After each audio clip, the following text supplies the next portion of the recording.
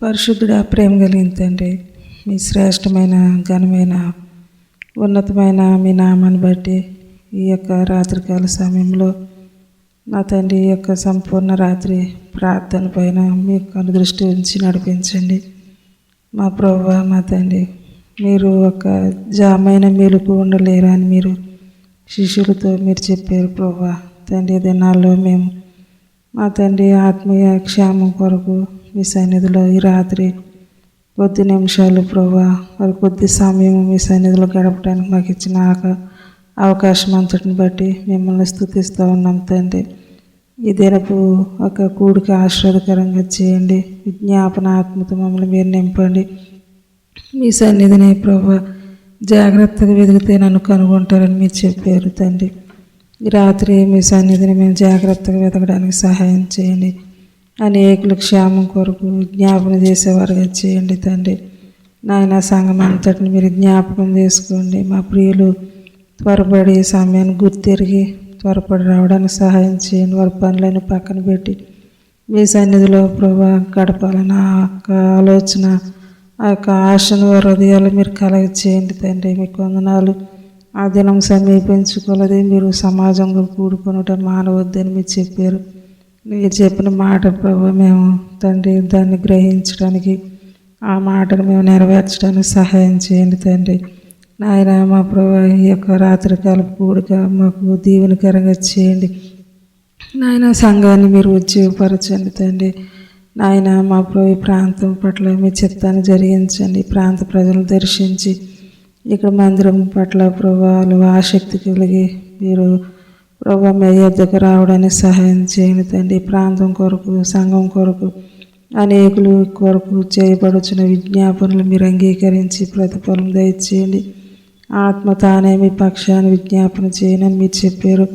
అటువంటి ఆత్మ నడిపింపు మా అందరికి మీరు దయచేయండి. ఉచ్చరింప సఖ్యం కానీ మూలుగులతో మా ఆత్మ మా పక్షాన్ని విజ్ఞాపన చేసినప్పుడు దానికి మేము లోబట్టడానికి సహాయం చేయనటువంటి ఆత్మీయ అనుభూతిలోకి మమ్మల్ని మీరు నడిపించండి తండ్రి. ఎబ్బోకురేవు యుద్ధ యాకోబు మొరపెట్టినట్లుగా మీ సన్నిధిలో మొరపెట్టి మేము ఆయన మేలు పొందుకుని మా తండ్రి జవాబు చూడటానికి సహాయం చేయండి తండ్రి. ఈ కూడికి అంతటిపైన మీ దృష్టి మనసు ఉంచి నడిపించండి నాయన. మా తండ్రి ముందున్న సమయాన్ని మాకు దీవెనకరంగా చేయండి. పాటలు పాడుచుండగా మీ నామం గణపరచబడటానికి సహాయం చేయండి. వాక్య పరిచయలో తోడుండి మీ దాసుని బలపరచండి. మా అందరితో మీరు మాట్లాడండి. ఏ హృదయానికి ఏ మాట అవసరమో ఆ మాటలు మీ యొక్క మా ప్రభు మా తండ్రి ముఖ కాంతిలో నుండి మాకు మీరు వినిపించండి. మీ మాటలు వింటున్నప్పుడు గ్రహింపును విధేయతను మాకు మీరు దయచేయండి తండ్రి. వాటి చొప్పున చేయగలిగే కృపను మా అందరికి మీరు అనుగ్రహించమని ముందున్న సమయానికి ప్రభు మీ చేతులకు అప్పగిస్తుండగా మీరే మా ప్రభు మహిమ ఘనత ప్రభావాలు పొందమని యేసుక్రీస్తు ఘనమైన ఉన్నతమైన నామంలో ఘనపరిచి ప్రార్థించి వేడుకుంటున్నాం మా తండ్రి. ఆమేన్. దేవుని స్తోత్రములు.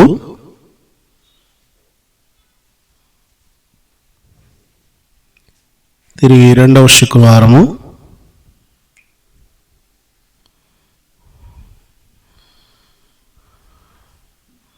ఈ ఆల్ నైట్ ప్రేయర్ను ఈ రీతిగా జరిగించుకోవడానికి ప్రభు ఇచ్చిన మంచి అవకాశాన్ని బట్టి ప్రభుని మనము స్తుతించవలసిన వారమై ఉన్నాం. మంచిది. మనం కొద్ది నిమిషాలు వాక్యాన్ని ధ్యానం చేసి తర్వాత మనము ఎక్కువ సమయం ప్రార్థన చేద్దాం. ఓ రాత్రంతా దేవుని సన్నిధిలో గడపడం చాలా ఆశీర్వాదం.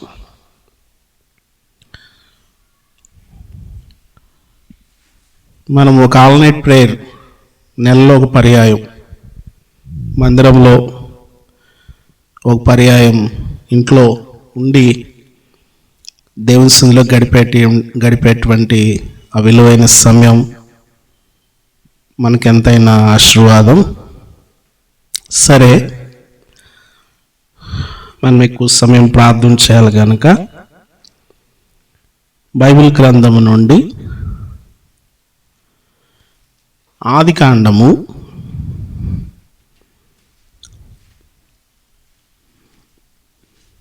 20వ అధ్యాయం. ఆదికాండము 20వ అధ్యాయము 17-18 వచనాలు చదువుకుందాం. అబ్రహాము దేవుణ్ణి ప్రార్థింపగా దేవుడు అబీమెలెకును అతని భార్యను అతని దాసీలను బాగు చేసెను. వారు పిల్లలు కనిరి. ఏలయనగా అబ్రహాము భార్య అయిన శారాను బట్టి దేవుడు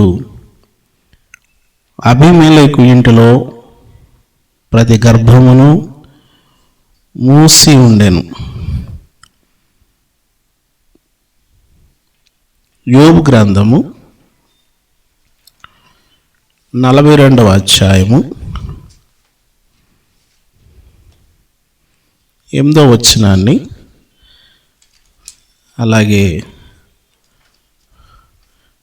9వ వచనాన్ని 10వ వచనాన్ని చదువుకుందాం. నేను చదువుతాను.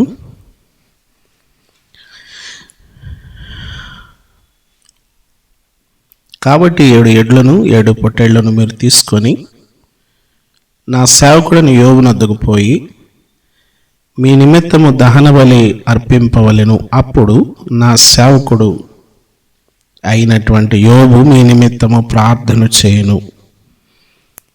మీ అవివేకమును బట్టి మిమ్మును శిక్షింపకయుండునట్లు నేను అతనిని మాత్రము అంగీకరించెదను.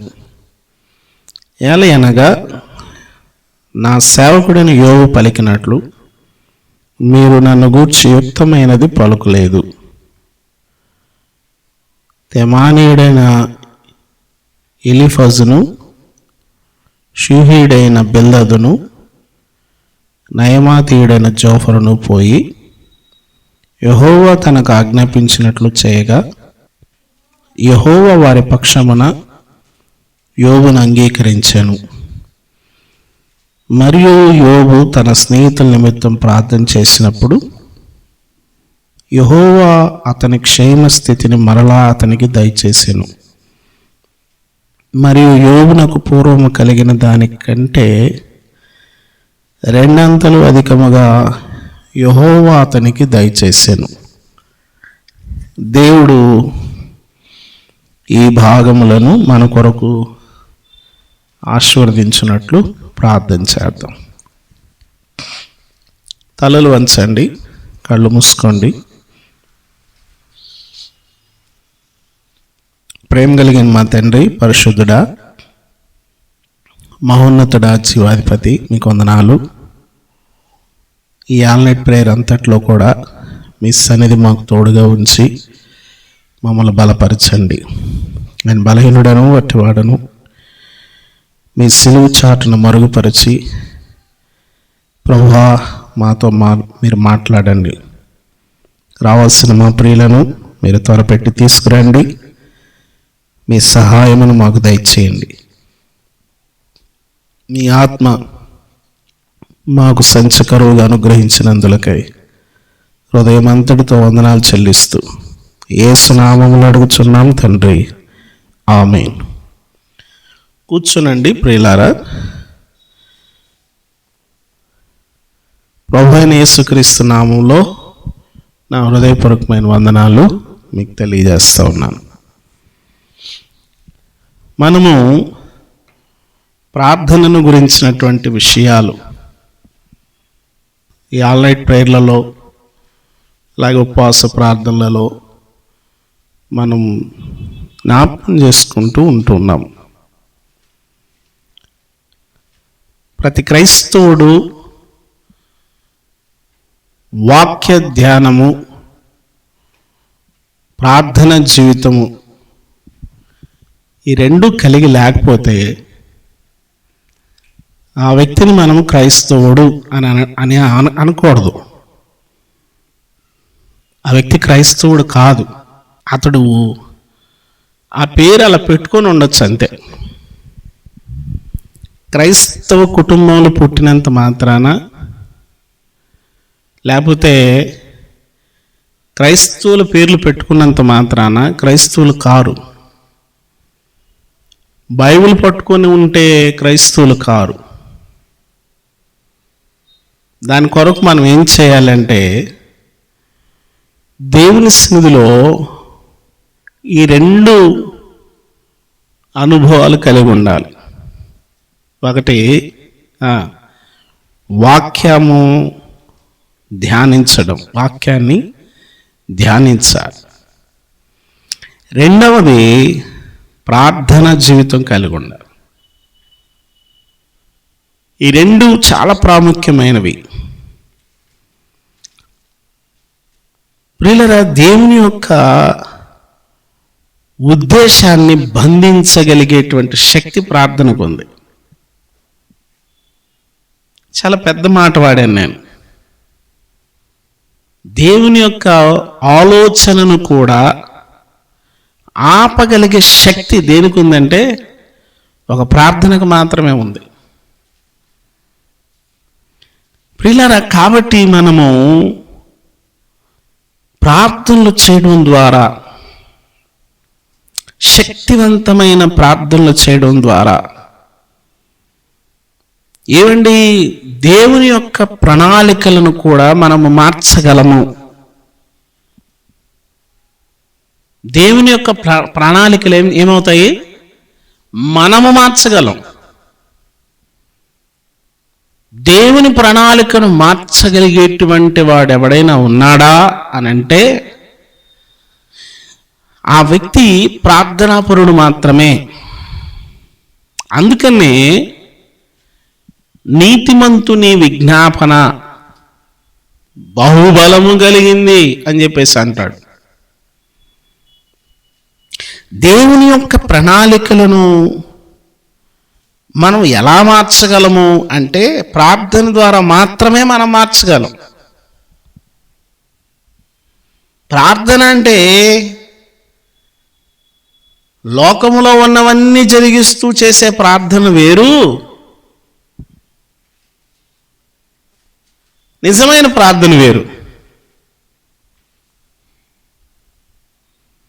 తనకు మొరపెట్టు వారికి, తనకు నిజముగా మొరపెట్టు వారికి రెండు విధానాలు ఉన్నాయి ఇక్కడ. దేవునికి మొరపెట్టడం అనేటువంటిది వేరు, దేవునికి నిజముగా మొరపెట్టడం. మనము రెండు విషయాలు, మనము ఇద్దరు గొప్ప భక్తులు వీళ్ళని గురించి మనం చదివాము. వాళ్ళు ప్రార్థన చేసినప్పుడు అవతల వాళ్ళకి దేవుడు కార్యాలు చేశాడు. అబ్బో, చిన్న విషయం కాదు ఇది. పిల్లలు ఈ విషయాలు గమనించాలి. మేము ఒక కార్యక్రమానికి వెళితే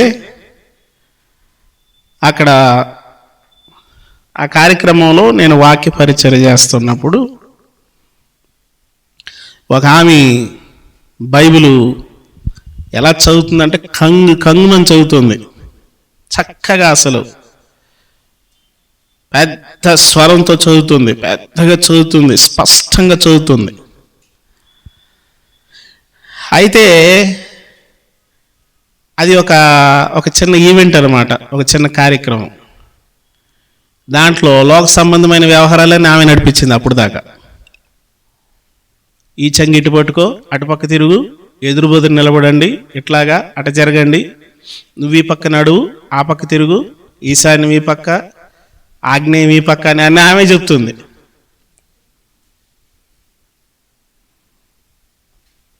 నీకు అర్థమైందా? అన్నీ ఆమె చెప్తుంది. వాళ్ళు ఎలా నడవాలో ఆమె చెప్తుంది, ఎటు తిరగాలో చెప్తుంది, ఏ పక్క చెప్తుంది. మళ్ళీ బైబిల్ చక్కగా చదువుతుంది, చక్కగా చదువుతుంది. బైబిల్ చదవమంటే దేవుడు ఇలాంటి వారు ప్రార్థన కూడా చేసింది. మరలా ఆమెకు ఒక చిన్న అవకాశం కూడా ఇచ్చారు. పాస్టర్ గారి భార్య అనుకుంటాం, నాకు తెలియదు. మొత్తానికి ఆమెకు అవకాశం ఇస్తే ఆమె పాస్టర్ గారి భార్య అనుకుంటాను. అవునా? పాస్టర్ గారి భార్య. అబ్బో, మొత్తం నడిపింది కథ ఆమె.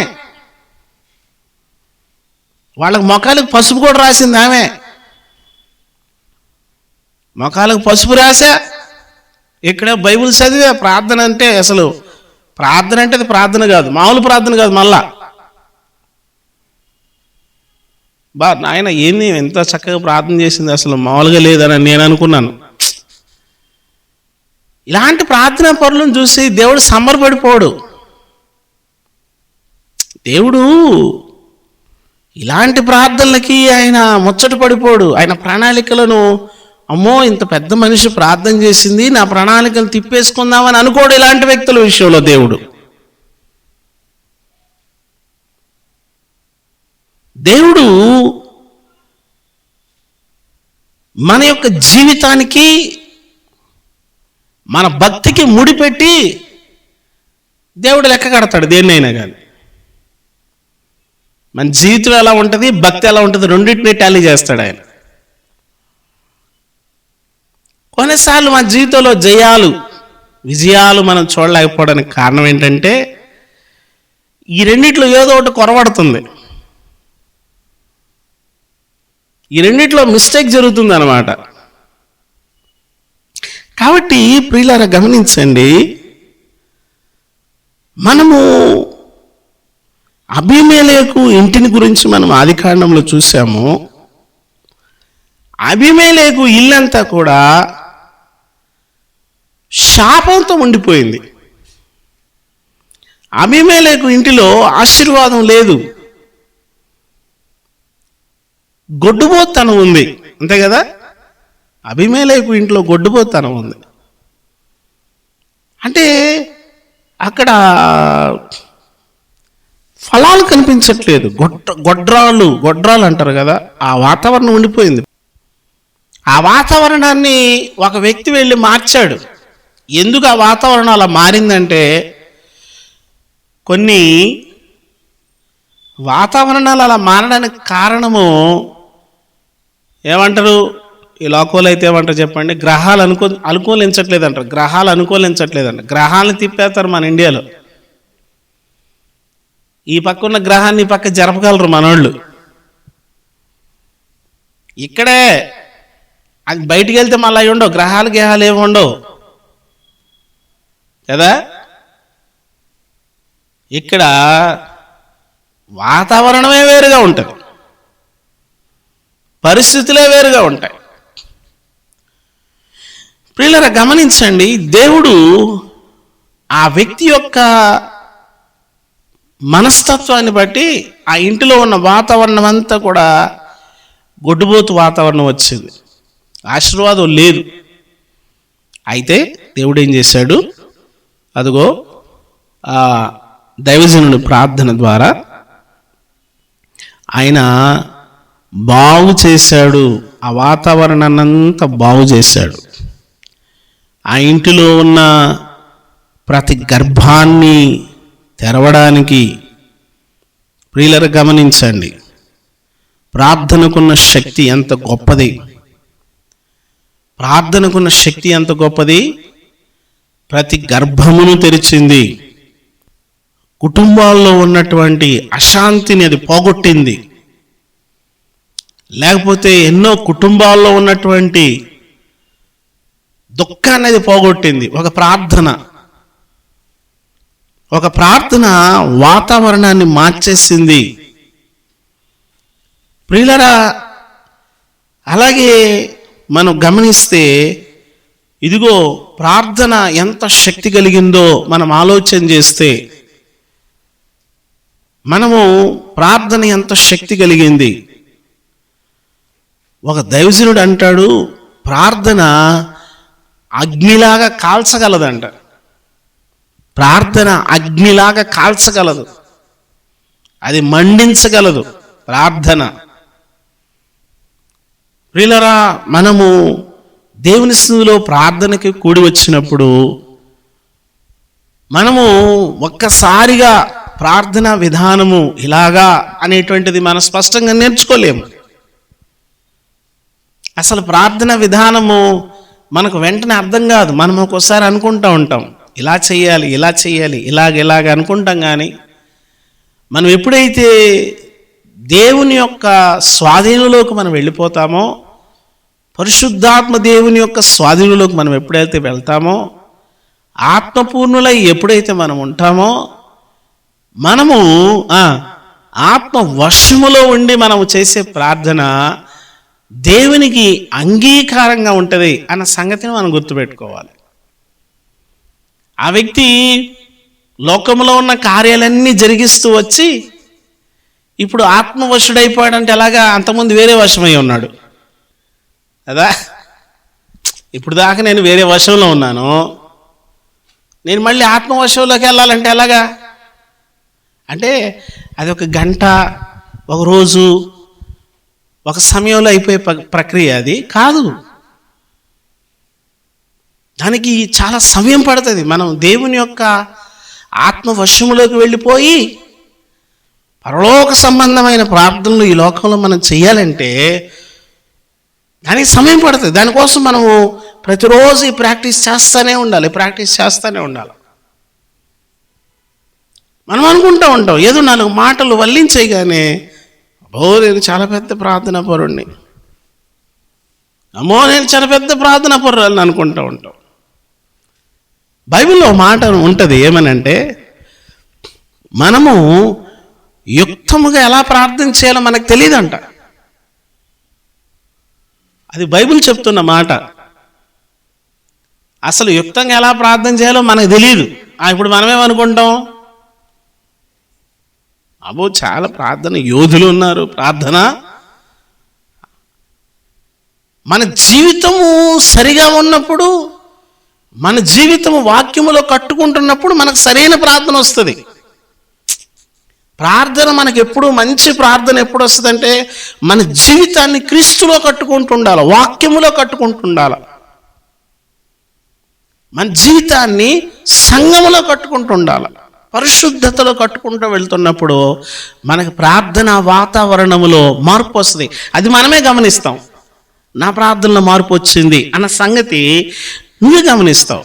అరే, నేను అప్పుడు చేసిన ప్రార్థన వేరు, ఇప్పుడు చేసిన చిన్నప్పుడు ఇప్పుడు ఈ పిల్లల్ని ప్రార్థన అన్నామనుకో, వీళ్ళు ఏం చేస్తారు? అమ్మని కాపాడు, నాన్నని కాపాడు, అంకుల్ని కాపాడు, పాస్టర్ ఆంటీని కాపాడు, పాస్టర్ అంకుల్ని కాపాడు కదా, సండే స్కూల్ టీచర్ని కాపాడు, అంతేనా? పెద్దమ్మని కాపాడు, పెద్ద నాన్న కాపాడు, తాతను కాపాడు, మొత్తాతను కాపాడు, కాపాడు కాపాడు కాపాడు కాపాడు కాపాడు కాపాడు కాపాడు. ఆ ప్రార్థనలో నుంచి పరిశుద్ధాత్మ వశములోకి వెళ్ళి చెయ్యగలిగేటువంటి ప్రార్థనలోకి మనము ఆ మార్పులోకి రావాలంటే మనము వాక్యములోనికి వెళ్ళి మనం కట్టుకోకపోతే మనం ఆ ప్రార్థన చేయలేము, మన వల్ల కాదు. మనం ఒక్కోసారి అనేసుకుంటూ ఉంటాం చాలా మంచి ప్రార్థన అని. కాదు ప్రియులారా, ఒక ప్రార్థన ఒక ఇంటి వాతావరణాన్ని, ఇంకా ఒక ప్రార్థన ఒక కుటుంబ వాతావరణాన్ని మార్చింది. ఒక ప్రార్థన చూడండి ఎంత గొప్ప ప్రార్థన అది. ప్రార్థన ఏం చేయగలదు? వాళ్ళు ఏవేవో చేస్తుంటారు కదా వెనకాల, వాళ్ళు చేయవలసిన ప్రయత్నాలు. ఇప్పుడు పిల్లల్ని కనడానికి రకరకాల పద్ధతులు వచ్చేసినాయి. ఇప్పుడు రకరకాల పద్ధతులు చాలా విచిత్రంగా ఉంటున్నాయి ప్రియులరా. అయితే వాళ్ళు అలాంటివి చేస్తుంటారంటే ఏమో, అయితే వాళ్ళ ప్రయత్నాల కన్నా దైవజనుడి ప్రార్థన అక్కడ కార్యం జరిగింది. దైవజనుడి ప్రార్థన, నీతిమంతుని ప్రార్థన. అబ్రహాము నీతిమంతుడని మనం ఎలా చెప్పగలమో? నెహెమ్యా గ్రంథం 9వ అధ్యాయం 7వ వచనం, దేవా యెహోవా అబ్రహామును ఏర్పరచుకొని కల్దీల ఊరు అను స్థలము నుండి యువతలకు అతన్ని రప్పించి అతనికి అబ్రహాము అని పేరు పెట్టిన వాడు నీవే. ఏం మాట అండి అది! వజ్రం లాంటి మాట అది. ఏమనుంది అక్కడ చూసారా? అబ్రహాము నమ్మకమైన మనస్సు గలవాడని దేవుడు చూశాడంటండి. అబ్రహాము నమ్మకమైన మనస్సు గలవాడని ఎరిగి, అది దేవుడు ఏం ఎరుగుతాడు? ప్రార్థన కాదు ఎరిగేది. ఇలాంటి ప్రార్థనలు అయితే నాకు తెలిసి అదే తెలంగాణలో మన రేవంత్ రెడ్డి గారు రాగానే ప్రజలందరూ కలుసుకోవడానికి ప్రజా దర్బార్ ఒకటి పెట్టారు. ప్రజా దర్బార్, అందరూ వెళ్ళి మీ సమస్యలు వారికి చెప్పుకోవచ్చు. గౌరవ ముఖ్యమంత్రి గారికి ప్రజా దర్బార్. ఇలాగున ఆంధ్ర రాష్ట్రంలో కూడా చంద్రబాబు నాయుడు గారు ఉన్నప్పుడు, దానికి ముందు జగన్ గారు ఉన్నప్పుడు, అయితే వాళ్ళు పెట్టుకునే అర్జీలు ఏవైతే ఉంటాయో, అప్లికేషన్స్ ఏవైతే ఉంటాయో, వారి టేబుల్ మీదకి ఎన్ని వెళతాయి? వారు చూడగలిగేటట్లుగా ఎన్ని వెళ్తాయి? వారి దృష్టికి ఎన్ని వెళ్ళగలవు? ఎలాంటివి వెళతాయి? ఏ స్థాయి వెళ్తాయి? ఈ లోకంలో కొంత కులాన్ని బట్టో, అధికారాన్ని బట్టో, ధనాన్ని బట్టో అవి వాళ్ళ టేబుల్ మీదకి వెళ్ళొచ్చేమో, కానీ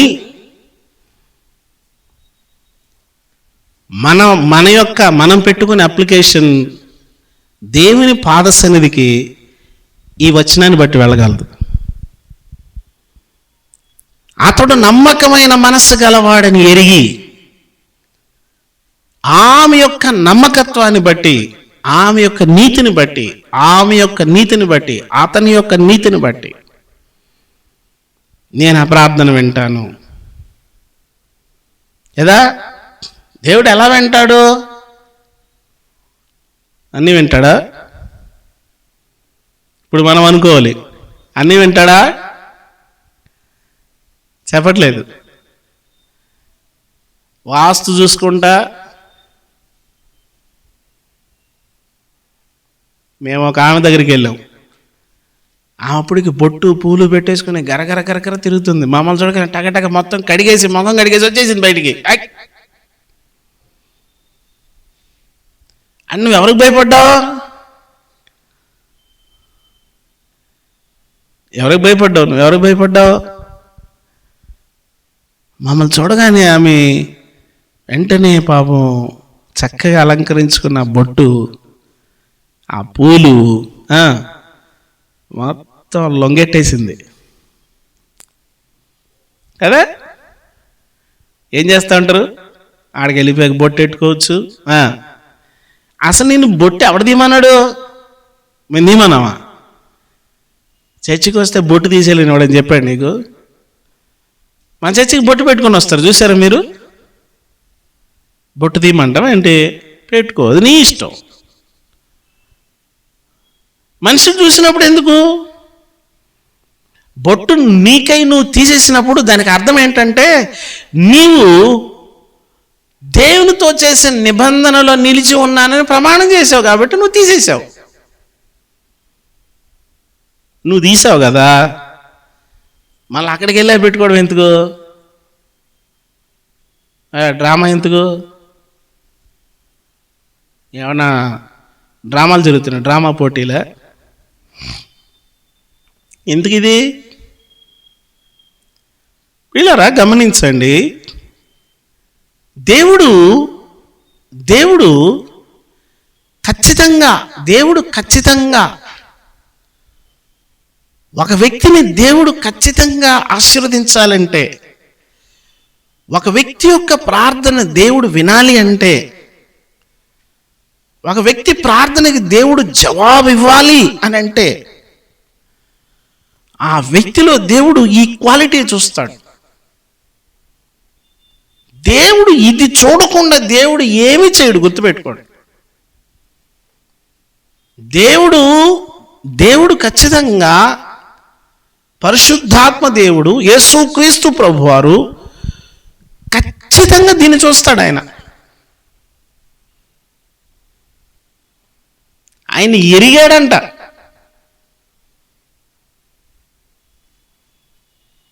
ఎంత ఎంత ఎంత ఎరిగుంటాడు ఆలోచన చేయండి.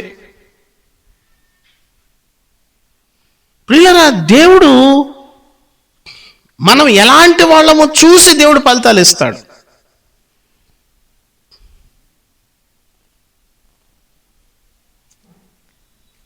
మన జీవితంలో దేవుడు కార్యం చేయాలి అనుకుంటే, అమ్మ వినండి, దేవుడిని జీవితంలో కార్యం చేయాలంటే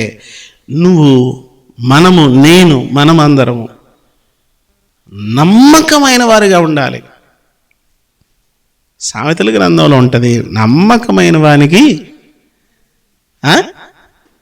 మెండైన దీవెనలు. అబ్రహాము ఎటువంటి వాడు అని అబ్రహామును చూసినప్పుడు అంట దేవుడు నమ్మకస్తుల లిస్టులో అబ్రహాం కనిపించాడు. అబ్రహాము నమ్మకమైన వాడు. ఈ మాట ఎవరు చెప్పారు అమ్మా? దేవుడే చెప్పాడండి. నాకు 1,00,000 రూపాయలు నేను చెప్తాను, చాలా నమ్మకస్తుడే అండి. ఆ వ్యక్తి బయట ఏం చేస్తాడో తెలియదు. మంచిదే, సంఘంలో సహకరిస్తున్నావు, మాకు నమ్మకమైన వ్యక్తికి కనపడుతున్నావు, నువ్వు టయానికి వస్తున్నావు, పాటలు పాడుతున్నావు, నడిపిస్తున్నావు, మాట్లాడుతున్నావు, వాక్యం చెప్తున్నావు, సంఘంలో అందరితో కలిసి ఉన్నావు. దేవుని దృష్టిలో నువ్వు నమ్మకమైన వ్యక్తిగా ఉన్నావా లేదా అది చూసుకోవాలి. నాకు ఇలా సౌండ్ సిస్టమ్ కొందాం అనగానే కొంతమంది కొంత డబ్బులు పంపించారు. ఒక 2 వ్యక్తులు 25,000 పంపారు. 2 వ్యక్తులు, మా పేర్లు చెప్పకండి అన్నారు. నాకు అనిపించింది, ఒక వ్యక్తి 10,000 పంపాడు, ఒక వ్యక్తి 7,000 పంపాడు. అలాగా ఒక 60,000 దాకా, 60,000 చిల్లర దాకా వచ్చింది. నాకేమనిపించిందంటే, దేవుని సన్నిధిలో మనము అంత తీసుకొచ్చి ఇచ్చాం కదా, అంటే అంత నమ్మకత్వాన్ని దేవునికి ఇస్తే 25,000 నమ్మకత్వం. ఆ రాత్రి నాకు అనిపించింది, నాకు అమౌంట్ రాగానే నాకు అనిపించింది, నేను పడుకొని ఆలోచిస్తూ ఉన్నాను, వీళ్ళు ఎంత ఇచ్చారు, ఇంటికి వచ్చి ఎందుకు పాస్టర్ గారు దీన్ని వాడండి అని ఇచ్చినప్పుడు నాకు అనిపించింది, ప్రభువా వీళ్ళు ఎంత నమ్మకత్వాన్ని నీ సన్నిధిలో ఇస్తే, ప్రతి విషయంలో నువ్వు ఈ నమ్మకత్వాన్ని ఇవ్వగలిగితే 10,000 అంటే ఒక ఫ్యామిలీ వెళ్ళిపోద్ది, ఒక 4 రోజులు కదా. అంత నమ్మకత్వాన్ని దేవుని సన్నిధిలో నువ్వు ఇవ్వగలిగితే ఎంత గ్రేట్ అండి అది. నాకు అనిపించిన విషయం, దేవుని సన్నిధిలో మనం నమ్మకమైన వారు మన దేవుడు చూస్తాడు. అబ్రహాము సింపుల్గా చిన్న ప్రార్థన చేశాడు. దేవుడు ఏం చేశాడు? ఆ ప్రార్థనకి దేవుడు ఏం చేశాడు? ఎస్ అన్నాడు, అంతే. అబ్రహాము ప్రార్థన చేయగానే దేవుడేమన్నాడు? నో అన్నాడా? ఒకళ్ళు కాదు, 2 కాదంట. ఒకసారి చదవండి మళ్ళా మాట. ఆదికాండం 20వ అధ్యాయము 17-18. అబ్రహాము దేవుణ్ణి ప్రార్థింపగా అబీమెలెకును అతని భార్యను అతని దాసీలను ఎంతమందిని బాగు చేశాడండి? ఒక చిన్న ప్రార్థన. ఒక్క చిన్న ప్రార్థనకి దేవుడు మూసివేసిన ప్రతి గర్భాన్ని తెరిచాడు. చాలామంది ఈ ప్రార్థన చేస్తున్నాను, నేను రిలీజ్ చేస్తున్నాను. నువ్వు రిలీజ్ అవ్వదు అది. చాలామంది ఎంత రిలీజ్ చేసినా అవ్వదు అది. కారణం ఏంటో తెలుసా? ఇది లేదు. ఏది? అబ్రహాము నీతిమంతుడండి. నీతిమంతుని ప్రార్థన బహుబలం కలిగిందండి. డబ్బు విషయంలో నీతిగా ఉండం, చిన్న చిన్న విషయాల్లో నీతిని పోగొట్టేసుకుంటాం. చిన్న చిన్న మనం నీతిని పోగొట్టేసుకుంటాం. ఇప్పుడు మనం ఏం చేస్తాం? మైకి దొరికా నాకేక, నాకు మైకి దొరకగా నేనేం చేయాలి? ఇంకా రిలీజ్ చేస్తున్నాయి. రాత్రి నేను నువ్వు రిలీజ్ చేస్తే తేడా అవుతే అవదు. రిలీజ్ చేయాల్సింది ఎవరు? దేవుడు. నువ్వు చేయాల్సింది ఏంటి? ప్రార్థన.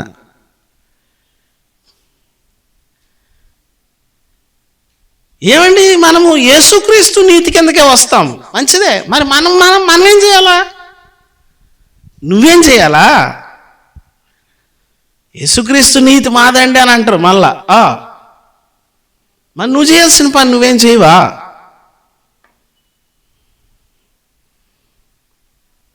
దేవుడు అన్నాడంట దైవజనులు భక్సింగ్ గారితో దేవుడు అన్నాడంట, భక్సింగ్, నేను నిన్ను దీవించాలనుకుంటే నువ్వేం చేయాలంటే వెల చెల్లించాలి అన్నాడంట. ఏం చేయాలా? వెల చెల్లించు. నువ్వేం వెల చెల్లించాలంటే, నీవు ప్రతి దానికి నా పైన ఆనుకోవాలా. అది నువ్వు చెల్లించాల్సిన వెల. నన్నే అడగాల, నాకే చెప్పాలా. నాకు చెప్పకుండా నువ్వు ఏది చేయకూడదు అన్నాడంట. నాకు చెప్పకుండా నేను ఏది చెప్తే అది చెయ్యాలన్నాడంట దేవుడు. భక్సింగ్ గారు దేవునితో సహవాసం చేసినటువంటి వాడు. దేవుడు జస్ట్ మనమేదో బైబిల్ చదువుతాం, మనమేదో చర్చికి వచ్చేస్తాం, మనమేదో యేసునామమే శరణమురా ఓ సోదరా అనగానే దేవుడు ఆహా ఏం వాయిస్ అది అబాబాబాబా అని అనుకుంటాడా? కాదు. దేవుడు మనల్ని చూసేది ఇది గమనిస్తాడు, మన నీతి. నీ వల్ల కాదు, నువ్వేం చేయాలా? మనం ఏం చేయాలా? అసలు వాక్యమే లేనప్పుడు, బైబిలే లేనప్పుడు, పాస్టర్ లేనప్పుడు అబ్రాహాము నీతిగా ఉన్నాడంట. చర్చి లేదు ఆయనకి. ఎప్పుడో ఒక ఆయన వచ్చాడంట, ఆయన పేరు ఏం పేరు? షాలేం రాజు. ఆయన ఎప్పుడో వచ్చి రొట్టె ద్రాక్షరసం ఇచ్చి వెళ్ళిపోయాడంట. అబ్రాహాముకి డైరెక్ట్ పాస్టర్ అంటే దేవుడే. ఆయన యొక్క విధానం మనం ఆలోచన చేస్తే, అబ్రాహాము దేవునితో దగ్గర సంబంధం కలిగిన వాడు. అబ్రాహాముతో దేవుడు ఏమన్నాడు అంటే, అబ్రాహాము నా స్నేహితుడే అన్నాడు. అబ్రాహాము ఎవరు? నీ స్నేహితుడు ఎవరంటే ఏం చెప్తావు? అబ్రాహాము నా స్నేహితుడు. అబ్రాహాముని అడిగితే ఏం చెప్తాడు? దేవుడు నా స్నేహితుడు అంటాడు. మనల్ని అడిగితే ఏం చెప్తావు?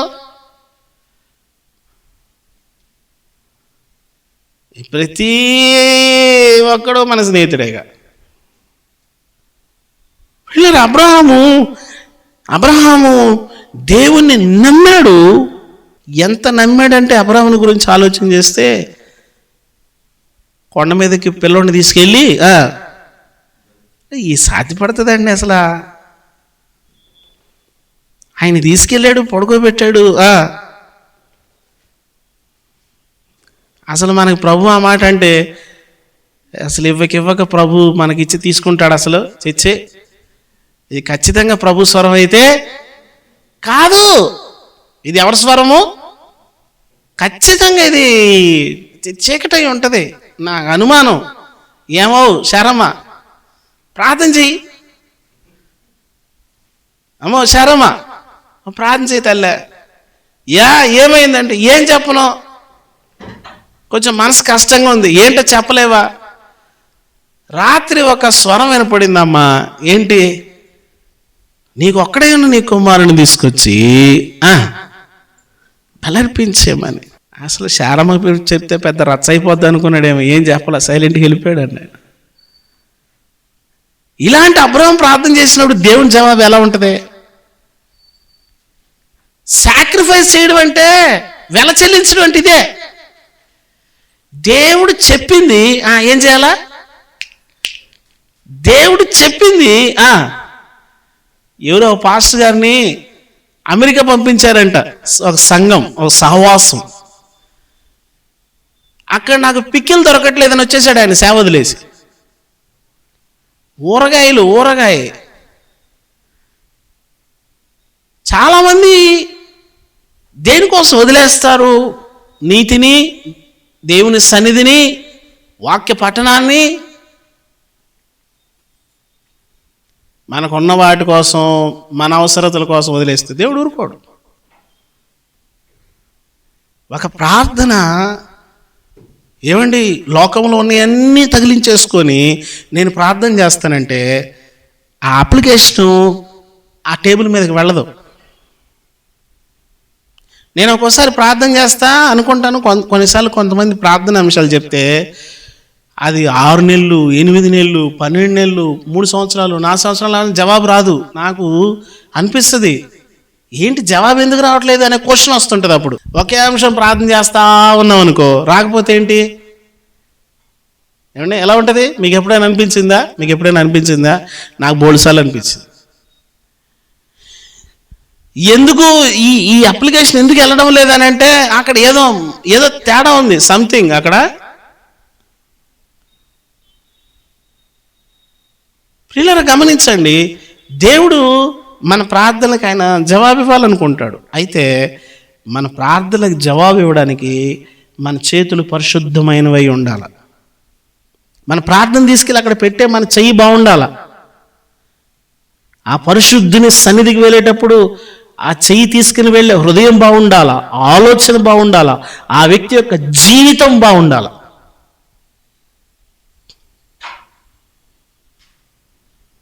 ఆ వ్యక్తి యొక్క జీవితాన్ని చూసి ఆ ప్రార్థనను దేవుడు అంగీకరిస్తాడు. అన్ని ప్రార్థనలు అంగీకరించడు. ఇప్పుడు మీరు అనుకుంటారేమో, బాబాయ్ అండి, పాస్టర్ గారు అండి, అంగీకరించడా అంటే వినండి, నీ ప్రార్థనలో ఇవి కలిసి ఉండాలి. టేస్ట్ రావాలంటే ఏం చేయాలా? మీకు కూరలు చేసేవాళ్ళకి ఏం చేస్తారమ్మా, దాంట్లో ఏమేమి ఇంగ్రీడియంట్స్ వేయాలో అసలు నాకు తెలిసి అసలు కర్రీస్ గురించి స్త్రీల కన్నా పురుషుల్ని ఎక్కువ అడగాల.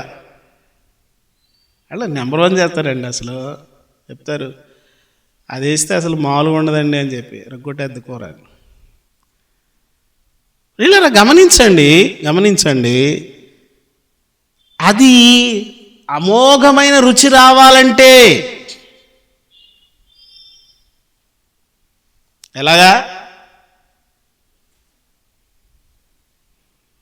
అది మంచి వాసన. మనం ప్రార్థన చేస్తే ఎలాగా?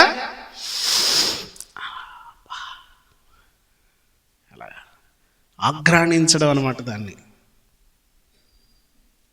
నీ ప్రార్థన పరలోకమునకు వెళుతున్నప్పుడు దేవుడు నువ్వు ఏవైతే చెప్తున్నాడో దానికి ఆయన వెంటనే ఏం చేయాలా? దేవుని చెయ్యిని మన ప్రార్థన కదిలించాలి. మన ప్రార్థన దేవుని యొక్క ఆలోచనను కదిలించాల. మన ప్రార్థన దేవుని యొక్క ఉద్దేశాలను తారుమారు చెయ్యాల. దేవుని యొక్క ఉద్దేశాలను తారుమారు చేయగలిగేటువంటి భక్తులు ఉన్నారు బైబిల్లో. నినివే పట్టణాన్ని నాశనం చేసేద్దాం అనుకున్నాడంట దేవుడు అనుకున్నాడు కదా. ఆ ఉద్దేశాన్ని తారుమారు చేయడానికి దేవుడు ఒక ఆయన పంపించాడు. నేను దాన్ని నాశనం చేయాలనుకుంటున్నాను, ఇది నా ఉద్దేశం, అవునా? ఇప్పుడు ఈ ఉద్దేశాన్ని తారుమారు చేయాలంటే అక్కడ ఏం కావాలా? ప్రతి వాడు గోని పట్ట కట్టుకున్నాడు, తన పద్ధతిని అంతా మార్చేసుకున్నాడు. వినండి, మన పద్ధతిని అంతా మార్చుకుంటే దేవుడు ఇష్టపడతాడు. ప్రార్థనలోకి నువ్వు వెళ్ళాక నీ పద్ధతిని అంతా మార్చుకోవాలి. నీ భాష విధానం మార్చుకోవాలి. పూర్వము దేవునికి నీకు ఏం అడ్డమనే అవన్నీ కూడా సమూలంగా దానికి నాశనాన్ని పలకాలి. ప్రియులారా, గమనించండి, అబ్రహాము దేవుని ప్రార్థింపగా దేవుడు అబీమెలెకును, అతని భార్యను, అతని దాసీలను ఎంతమందిని బాగు చేశాడంట. వాళ్ళందరూ పిల్లలుగా అన్నారంట. ఏమా, దేవుడు గొప్ప కార్యం చేశాడు. యోబు ప్రార్థన చేశాడు. యోబు స్నేహితులు క్షమించబడ్డారు, శిక్షను తప్పించుకున్నారు. అంటే దేవుని ఉద్దేశం ఏంటి ఇక్కడ? యోబు స్నేహితులను దేవుడు ఏం చేయాలనుకున్నాడు? చంపేయాలి అన్నాడు. ప్రియులారా, అయితే దేవుడు అదిగో యోబు ప్రార్థన వాళ్ళ మీదకి దేవుని యొక్క శాపం రాకుండా యోబు ప్రార్థన సహాయపడింది. మామూలుడు చేస్తే అది అవుతుందా? చాలాసార్లు మన ఇళ్లల్లో త్రాగుబోతులు, మార్పు లేని వాళ్ళు, విగ్రహారాధికులు, వ్యసనాలతో బానిసలైపోయిన వాళ్ళు ఉంటారు. అలాంటి వాళ్ళ కోసం మనం ప్రార్థన చేస్తే ఏమంటే ఒక మాట, ప్రభువును రక్షించంటాం, అయిపోయా. మళ్ళీ వాళ్ళు ఎప్పుడైనా కనపడగానే ఏమంటా, నీకోసం బోళ్ళు ప్రార్థన చేస్తాను అంట. ఒట్టిదే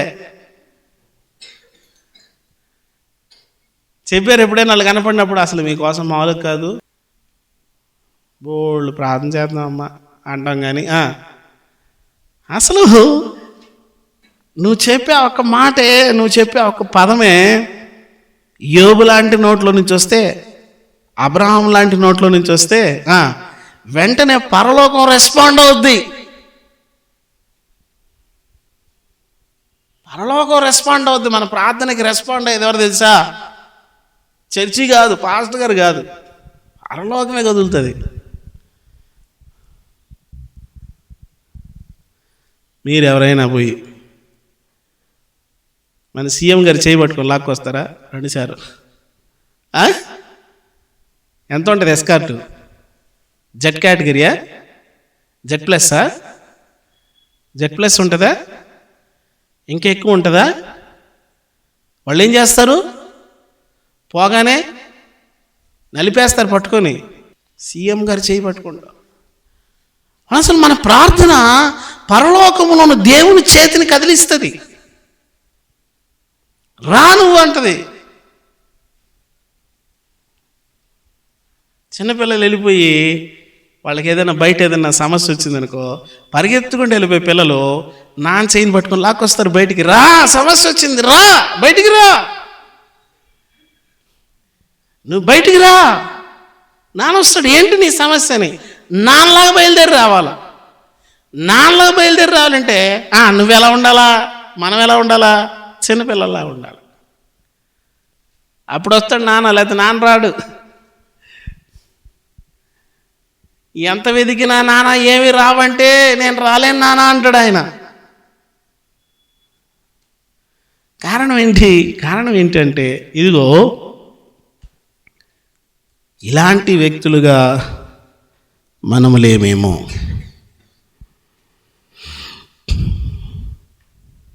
ప్రియులారా, మనము గమనిస్తే యోబు ప్రార్థన, అబ్రహాము ప్రార్థన, కొన్నిసార్లు ప్రార్థన రాని పరిస్థితి వస్తుంది.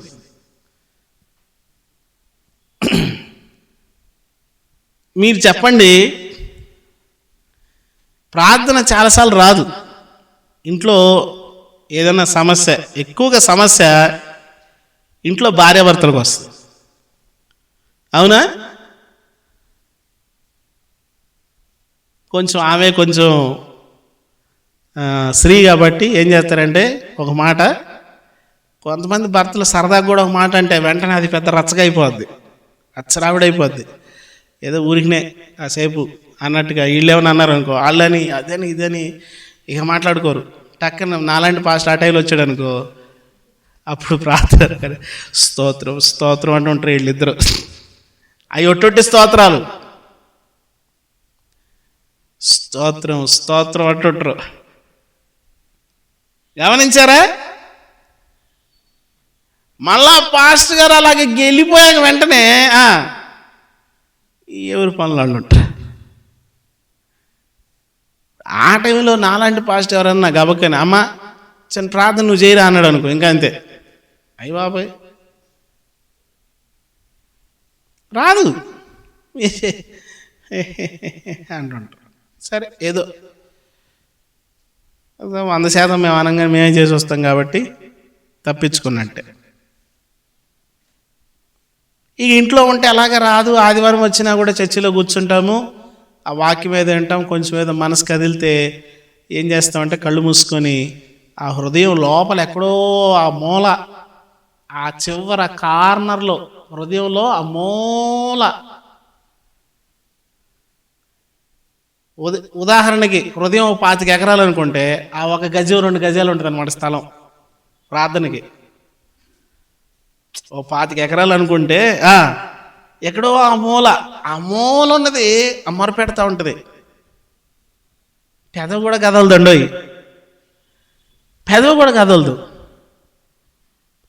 ఆమెనగానే ఆమెనని వెళ్ళిపోతారు.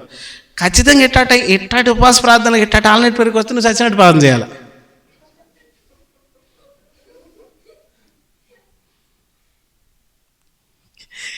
ప్రార్థన చేస్తే వదిలేదు లేదు. ఎప్పుడు వెలుగుకుంటాడు ప్రార్థన చేయడమే. ప్రార్థన చేయనా వరుసగా ప్రార్థన చేయడానికి కానీ స్టార్ట్ చేస్తారు. ఇక కొన్నిసార్లు నాకు ఎక్కడ కూర్చుంటాను కానీ నాకు వినపడలేదు, పెద్దగా చేయి అంట. అమ్మా పెద్దగా చేయాలి, అందుకని చాలా మంది రారు. ఎందుకు నీకు అర్థమైందా? ఎందుకు ఉపవాస ప్రార్థనలకు ఎందుకు రావచ్చు అంటే ప్రార్థన నేర్చుకుంటావు నువ్వు అసలు. ఇంకోటి ఆమె వెనకాల ఆమె అనగానే ఈమెకు రాగానే ఇంకేమనిపిస్తుంది, ఇప్పుడు మనమే ప్రార్థన చేయాలి. ప్రభువా నా ప్రార్థనని దీవించు, నా ప్రార్థనని ఆశీర్వదించు, నా ప్రార్థన బలపరచు అంటుంటారు. మళ్ళీ దీనికి అవసరమే లేదు. అసలు ఆయన అండర్లోకి వెళ్ళిపోతే ఆయన చేస్తాడు ప్రార్థన.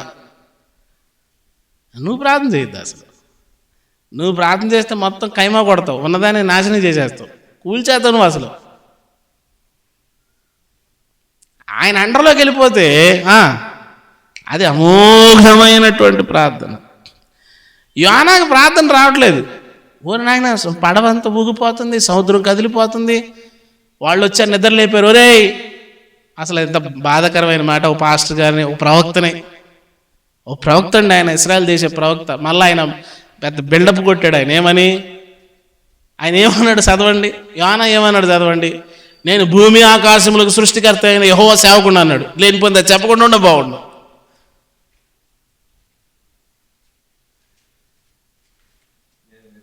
నేను హెబ్రీయుడు చూడు. మనం కూడా వెళ్ళి చెప్తాం. మీరేంటంటే మేము క్రైస్తవులం అండి. క్రైస్తవుడు అన్న అబద్ధాలు ఆడుతున్నాడు అంటారు వాళ్ళే. మనతో ఒకవేళ గబక్కని బయటకు అనకపోయినా మనసులో అంటాడు నేను హెబ్రీయుడిని. అదిగో చూసారా, సముద్రానికి భూమికి సృష్టికర్త అయిన ఆకాశమందుండు దేవుడైన యెహోవాకి భయభక్తులు కలిగి ఉన్నాడు, కానీ అయ్యగారి ప్రార్థన రావట్లేదు. చూసారా, ఆన్లైన్ ప్రేయర్కి ఎందుకు రావచ్చు అంటే భయభక్తులు కలిగి ఉండొచ్చు కానీ ప్రార్థన రాదు. మీకు అర్థమైందా? భయం భక్తి ఉండొచ్చు, బైబిల్ చదువు, ప్రార్థన రాదు. ప్రార్థన అయితే వినపడుతుందా? ప్రార్థన అయితే ఆయన ఏమన్నాడు, యానా గారు ఏమన్నాడు చదవండి, మళ్ళీ చదవండి. వార్త ఎట్లా అన్నాడు, నేను హెబ్రీయుడును, సముద్రానికి భూమికి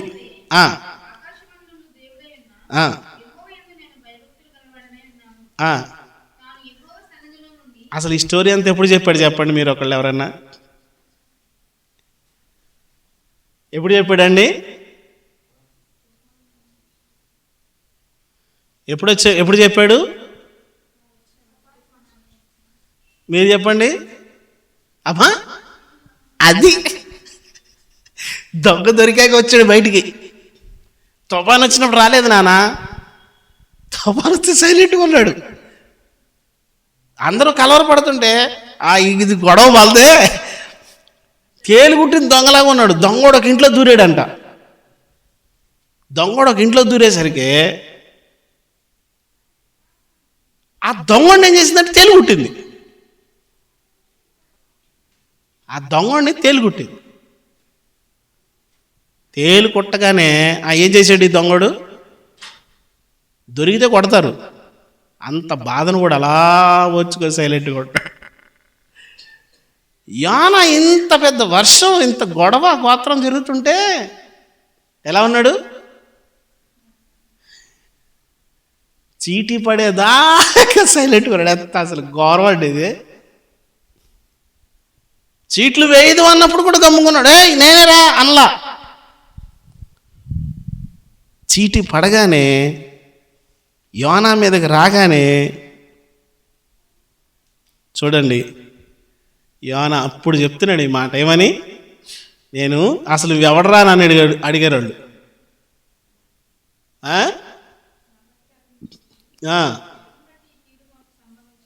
తర్వాత చదివమ్మా.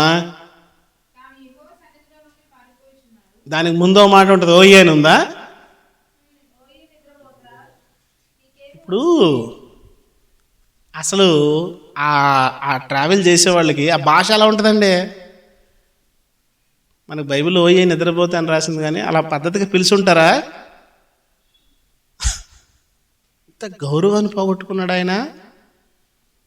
ప్రవక్త, ఒక గొప్ప దైవజనుడు. ప్రియులారా, నిజంగా గమనించండి, దేవుడు ఎలాంటి కార్యాన్ని, ఎలాంటి పనులను ఆయన చేయగలడు, ఎలాంటి పనులను ఆయన చేయగలడు. గమనించండి ప్రియులారా, ఆయన దేవుని సన్నిధిలో ఇలా ప్రార్థన చేస్తూ ఉన్నాడు. ఎత్తి సముద్రంలో పడేశారు. సముద్రంలో ప్రార్థన చేశాడంట ఆయన. ఈయన ఒక్కడే సముద్రంలో ప్రార్థన చేసినాడు. అమ్మా, సముద్రంలో ప్రార్థన చేసినాడు ఎవరంటే, అంటే ఇక్కడ ఒక విషయాన్ని మనం గమనించాలి. అదేంటంటే, మనం ఎక్కడ నుండి ప్రార్థన చేసినా దేవుడు జాలిగలవాడు అని చెప్పి చాలాసార్లు మనము అశ్రద్ధ ఒకటి, నిర్లక్ష్యం ఒకటి, అజాగ్రత్త ఒకటి, లెక్కలేనితనం ఒకటి వచ్చేస్తూ ఉంటాయి మనకి. ఎక్కువగా దీని గురించి తెలిసిన వాళ్ళు అలా ఉంటారు, అందరూ కాదు. లోకంలో ఉన్నవాడు చాలా భయంగా ఉంటాడు. దీని గురించి తెలిసినవాడు అలా నిర్లక్ష్యంగా ఉంటాడు. ప్రియులారా, యేసు ప్రభుతో 12 మంది తోటలోకి ఏం చేస్తున్నారు వాళ్ళు? ఆల్రెడీ ప్రేయర్కి వెళ్ళారు.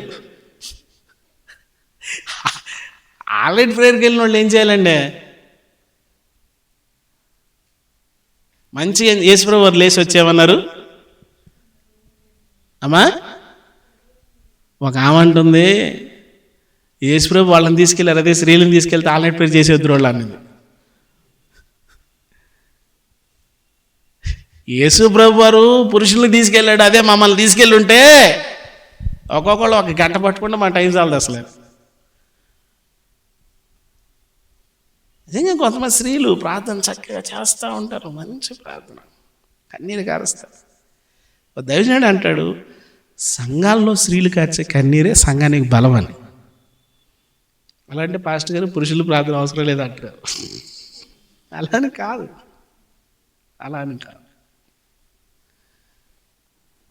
ప్రియులారా, ఆయన ప్రార్థన చేశాడంట. ఏమని ప్రార్థన చేశాడు? 2వ అధ్యాయమా?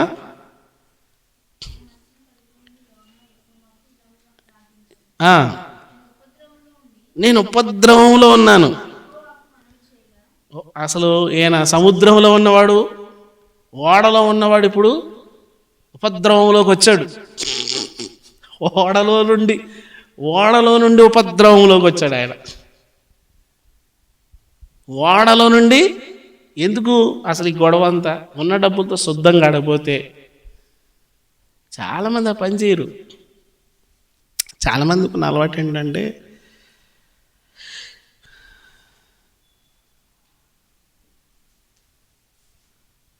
వాళ్ళకి వాళ్ళు రియలైజ్ అవ్వాలి. చాలామంది ఎప్పుడు అవుతారు, ఎప్పుడు జరుగుతుంది అదేనంటే అంత అంత దాకా వస్తే కానీ రాదు. చాలామందికి 2 అడుగులు వేయగానే వచ్చేస్తుంది అది. అరే మనం ఏదో తేడా ఉంది ఇదంతా అనేసి. కొంతమంది అలా కాదు, పూర్తిగా ఎక్కడ ఉపద్రవంకి వెళ్ళిపోయి అక్కడ లేనిపోయిన ద్రవాలు తాగేస్తున్నాడు ఆయన. ఇప్పుడు చేప కడుపులో ఎలా ఉంటుందండి? మీరు ఎవరో ఒక అతను సముద్రంలో ఒక పడవ మునిగిపోయి ఒక అతను 5 రోజులు 8 రోజులు సముద్రంలో నాంతా ఉన్నాడు. తెలిసిందా మీకు? న్యూస్ చూసారా? ఒక అతను వేరే దేశపు నౌక వస్తా వాళ్ళు ఆ వ్యక్తిని చూసి అతన్ని వాళ్ళు సేవ్ చేశారు. సముద్రంలోనే ఈత ఉన్నాడంట 5 రోజులు 6 రోజులు. మనిషి స్కిన్ ఎలా అయిపోయిందంటే లావనైపోయింది అయింది. నాని నాని నాని నాని నాని ఉన్నాడు. చూసారా? 2 గంటలు మన వానలో నానితే ఎలా అయిపోద్ది మన చేతులు ఇవన్నీ, కాళ్ళు ఎలా అయిపోతాడు మనిషి. మీరు ఆలోచించేయండి, చేప కడుపులో జవ్వగా ఉంటుంది. ఈ చేప కడుపులో నాన్నోడు ఎలా ఉంటాడు చెప్పాలి? ఎన్ని రోజులు ఉన్నాడు సముద్రం ఆ చేప కడుపులో? ఏం తాగుంటాడు, ఏం తినుంటాడు, ఏం సంగతి చెప్పాలి? ఇప్పుడు ఏ ద్రవం తాగుంటాడు చెప్పాలి? ఆ చేప జవజవగా ఆ పొట్టలోది, దాని కడుపులో ఉన్న నీళ్ళు అయ్యేగా వేరే ఉన్నాయా? 2 బ్రెడ్ ప్యాకెట్లు అని పట్టుకెళ్ళాడంటే, Kinley water bottle, Tata water bottle, Kinley పట్టుకెళ్ళాడు. ఏమైనా ఉంటుంది అని తాగడమే. నీసు అదంటే ఎలా ఉంటుంది? బాగా బంక ఉంటుందా? ఈ ద్రవాలు చూసాక ఆయనకు ఉపద్రవం అని అర్థమైంది. అమ్మ బాబు, మనం ఉపద్రవంలో ఉన్నారా? ఈ ప్రవక్త చక్కగా వాళ్ళలో వెళ్ళాల్సినోడు కంపులోకి వెళ్ళి అప్పుడు చేస్తున్నాడు ప్రార్థన. యెహోవా, నా మాట కాదని ఎందుకు వెళ్ళేవరా అన్నాడా? నీ చెప్పిన మాట ఎందుకు వెళ్ళలేదురా? అసలు నేను చెప్పింది అసలు ఎన్నేనమ్మా నువ్వు? అసలు ప్రభు ప్రేమగలవాడండి. మన హృదయాన్ని ఆయన పాదాల దగ్గర కుమ్మరిస్తే ఆయన వెంటనే చలించిపోతాడు. ఆయన నేను తప్ప ఈ వ్యక్తికి సహాయం చేసేవాళ్ళు ఎవరు లేరని నాకు అర్థమైపోయింది అంటాడు ఆయన. నేను తప్ప ఈ వ్యక్తికి హెల్ప్ చేసేవాళ్ళు ఎవరు లేరు, నేనే ఉన్నాను ఇక, కాబట్టి నేను సాయం చేయాల్సిందే, నేను చేస్తాను అని ఆయన డిసైడ్ అవుతాడు. మన హృదయాన్ని మనం కుమ్మరించే విధానం, దేవుని సందులో మన ప్రార్థనకి దేవుడు జవాబులు ఇస్తాడు. వీళ్ళని గమనించండి, ఎప్పుడైతే ప్రార్థన చేశాడో ఎలా చేశాడంట? చదవండి.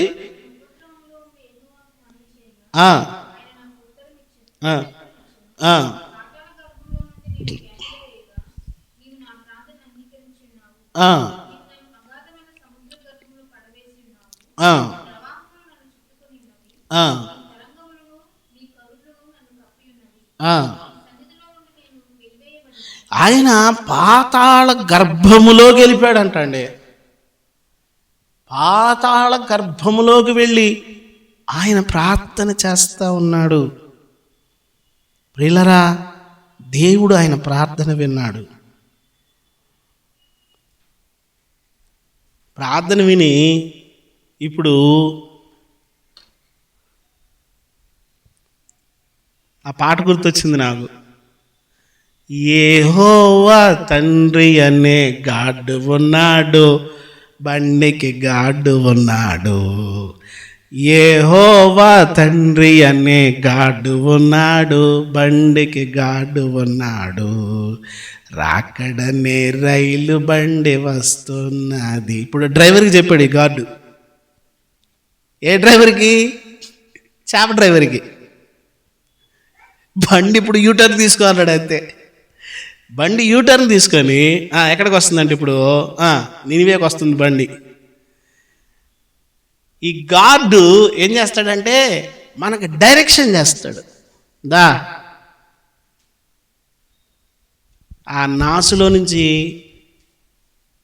బయటపడ్డప్పుడు నేను అనుకుంటాను, యోనా మీ షర్ట్ కలర్ అయిపోయి ఉంటాడు, పచ్చగా పసుపచ్చగా ఓ రకంగా, లేకపోతే రెడ్డిష్గా, లేకపోతే కలరే మారిపోయి ఉంటాడు మనిషి మొత్తం. జుట్టు గిట్టు ఎవడరా వీడా, విచిత్రంగా ఉన్నాడా, ఏంట్రా వీడా, ఎవడే ఈడి మందేసిపోడా, కాదే ఈడి అవతారం వేరుగా ఉందే. ఆయన ఏమంటున్నాడు, నాశనం అయిపోద్ది అంటే తిరుగుతున్నాడు. ఒరే ఈడి బట్టలు వేరుగా ఉన్నాయి, ఈడి అవతారం, ఈడి వాసన, ఈడి కంపు, ఈడి కేకలు విచిత్రంగా ఉన్నాయని రాజుకు చెప్పారు. ఈ ప్రార్థనకి ఫలితము నినివేలో ప్రార్థన. ఈ ప్రార్థన ఫలితం నినివేలో ప్రార్థన. నినివేకి వచ్చి ఏమైనా సువార్త చెప్పాడంటే ఏమిలే, ప్రభు అయిన యేసుక్రీస్తు నామములో మారుమనసు పొందండి, యెహోవా నామములో అని చెప్పాడంటే అది చెప్పలే, నాశనం ఒకటే చెప్పాడు. ప్రభువుని ప్రియమైన వాళ్ళు గమనించండి, యోనా దేవుని సన్నిధిలో నుండి ఆయన పారిపోయినప్పుడు దేవుడు ఆయన బంధించాడు చాప కడుపులో బంధించినప్పుడు ఎలుగెత్తి ప్రార్థన చేశాడు. ప్రియులారా, కొన్నిసార్లు వినండి, మనమంటే దేవునికి ఇష్టం అనుకో, ఆయన ఏం చేస్తాడు తెలుసా, అలా బంధిస్తాడు. బంధించి ఏం చేస్తాడు అమ్మా, మనకి వినండి బంధకాలు వచ్చినప్పుడు బాధపడద్దు అంటాడు ఒక దైవజనుడు. అమ్మా వింటున్నారా? ఒక దైవజనుడు ఏమన్నాడంటే, ఒక క్రైస్తవుడు అసలు ఆశీర్వాదం కోరకూడదంట. బాబు భలే పని అండి ఇదే. ఆయన రాసిన పుస్తకంలో, ఆ పుస్తకం పేరు యెహోవా పరిపూర్ణత సంపూర్ణత ఏదో పేరు మొత్తానికి. దాంట్లో రాసిన మాట ఏంటంటే, ఆ మాట, ఒక క్రైస్తవుడు ఆశీర్వాదాలు కోరకూడదంట. ఏం కోరాలంటే, శ్రమ వెనక శ్రమ అడగతా ఉండాలంట దేవుణ్ణి. మీకు వినపడిందా? ఏం అడగాల?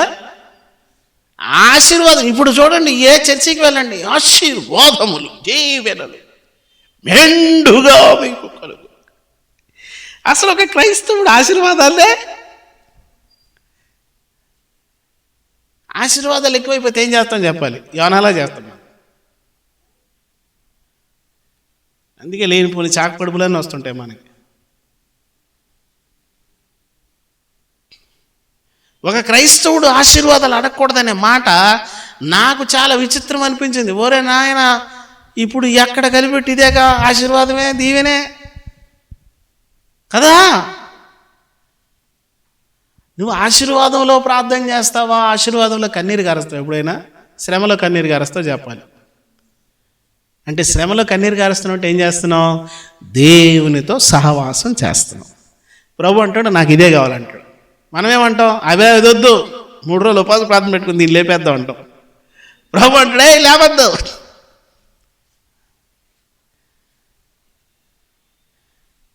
తను ప్రేమించే వారిని ఆయన గద్దించి శిక్షిస్తూ ఉంటాడు. ఎంతకాలం శిక్షిస్తావు అంటే ప్రభు అంటాడు, నేను నిన్ను శిక్షిస్తూ ఉంటాను.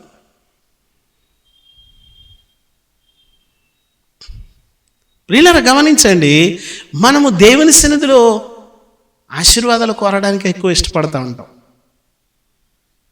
అవునా? ఏమ్మా ఏం చేయాలమ్మా? ఆశీర్వాదం వచ్చిందంటే ఇంట్లోకి అన్నీ వస్తాయి. ఏసీ వస్తుంది, ఫిన్లెక్స్ పరుపు వస్తుంది, మంచి డైనింగ్ టేబుల్ వస్తుంది. ఆశీర్వాదం వచ్చిందంటే మొత్తం మంచిగా పట్టుబడి బాగా వస్తుంది, డబ్బులు నిండా వస్తాయి, కడుపు నిండిపోద్ది, కడుపులో సల్ల కదలదు. ఇంకా ప్రార్థన చేస్తామా? ఆ మంచం మీద కూర్చొని అనేది దామని పడుకుంటాం.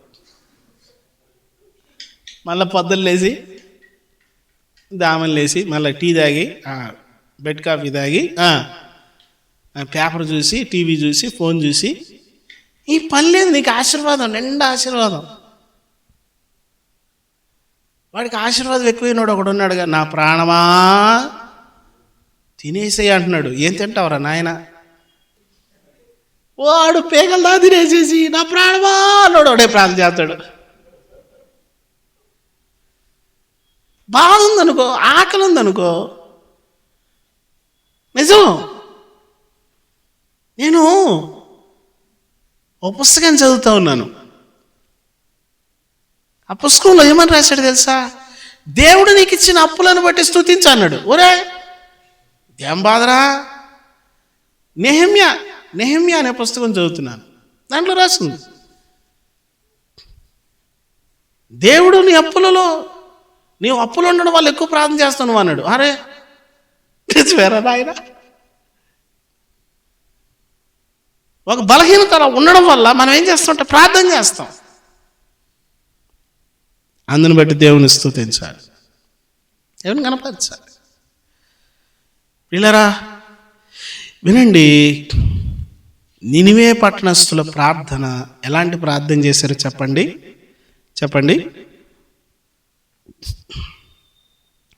అక్కడ ఎలుగెత్తి ప్రార్థన, ఇక్కడ అమ్మా గోని పట్ట కట్టుకొని బూడిదలో కూర్చుని 3:9 యోనా 3:9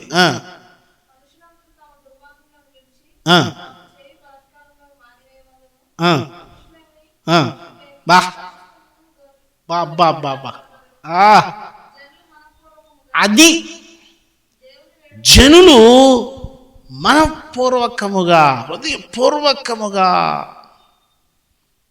ప్రియులారా గమనించండి, జనులు దేవుని సన్నిధికి వెళ్ళి ప్రార్థన చేస్తున్నారు.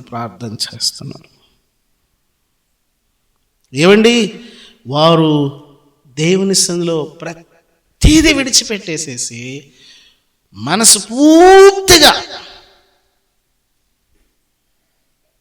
దేవుని సన్నిధిలో మన ప్రార్థన ఎలా ఉండాలంటే, ఎలాగా? మనస్ఫూర్తిగా.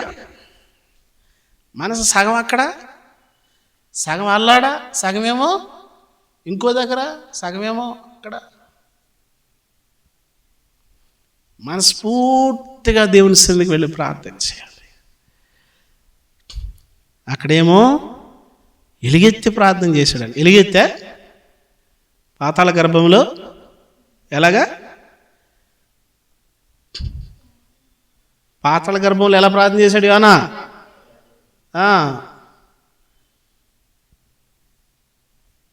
ఎలుగెత్తి దేవుని సన్నిధిలో మొరపెట్టాడు. పాతాళ గర్భంలో కేక వేశాడు. ఇక్కడ వీళ్ళేమో మనస్ఫూర్తిగా ప్రార్థన చేశారు. దేవుడు జవాబు ఇవ్వడానికి చూడండి, దేవుడు జవాబులు వట్టిగా ఇవ్వడు.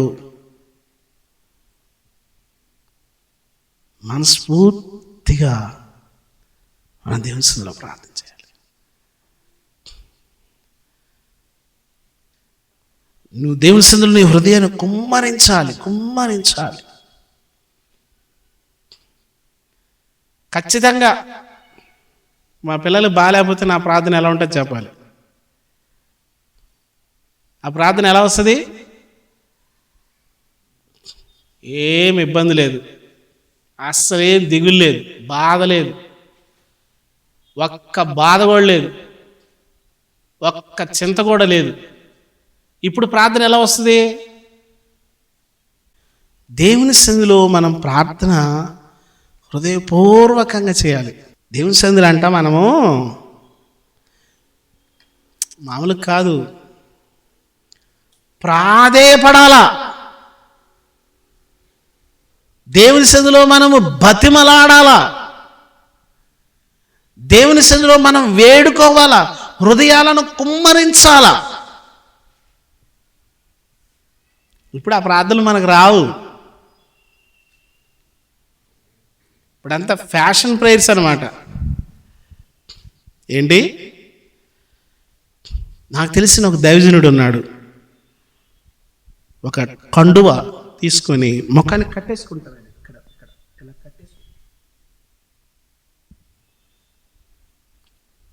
లైట్ లేపేసి కూర్చుంటాడు, ఏడుస్తూ ఉంటాడు. దేవుని సన్నిధిలో దేవుడు నీ పక్షంగా కార్యం చేయాలంటే విలాపము హృదయములో నుండి బయటికి రావాలి. విలాపము బయటికి రావాలి. దేవుని సన్నిధిలో నువ్వు ఏదో ఏమంటారు, ఏదో ఆయన తృప్తిపరచాలి, నేను ఏదో కొద్దిగా ఆయనకేదో కొద్దిగా ఇవ్వడానికి వచ్చాను అన్నట్టు కాదు. క్రీస్తు చెప్పండి, క్రీస్తు సంఘమును ప్రేమించి దాని కొరకు ఆయన తను తాను బలిగా, బలి అంటే నరికి ఏ ఖండానికి ఆ ఖండం తీసేసి అక్కడ పెట్టేశారు దాన్ని. అది అర్పణగా మారింది. ఆయన మన కొరకు బలి అర్పణ అయితే మన ప్రార్థన షో, ఇది కూడా బలి అవ్వాలా, ఇది కూడా అర్పణ అవ్వాలా. మన ప్రార్థన ఏమవ్వాలా? మన ప్రార్థనలన్నీ మడతేసేలా, సాపెత్తేసినట్టుగా అవి పనిచేయవు.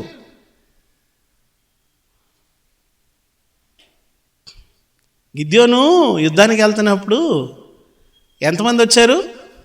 గిద్యోన్తో ఎంతమంది వచ్చారండి యుద్ధానికి వెళ్ళేటప్పుడు? ఏమా 10,000 మంది వచ్చారా? దేవుడు అక్కడ సెలెక్ట్ చేసుకుంటున్నాడు.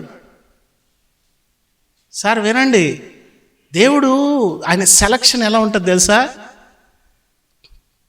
10,000 మందిని పిలిచి 10,000 మందితో ఏమన్నాడు తెలుసా? చదవండి. అంతకుముందు ఇంకొద్ది గెలిపారండి. వీళ్ళు పనిచేయరు మనకి. 22,000 మందిని పంపేశాడు వెనక్కి. ఇంకా 10,000 మంది ఉంటే అన్నాడు 10,000 మంది ఎక్కువే మనకి, వీళ్ళ నీళ్ళ దగ్గర దింపు అన్నాడు. నీళ్ళ దగ్గర దింపు అంటే వాళ్ళు నీళ్ళు తాగుతున్నారు. ఎలా తాగుతున్నారు? కొంతమంది నైస్గా కొంచెం ఆ రాయి పెట్టుకొని ఆకుదేరా కాలు ఇలా పెట్టి ఇలా ఇలా ఇలా అని కదా, నీళ్ళు ఇలా ఇలా అని అని అని అని అట్లని తీసి అని ఇట్లా యాక్టింగ్ చేస్తున్నారు. ఇంకా చదవండి.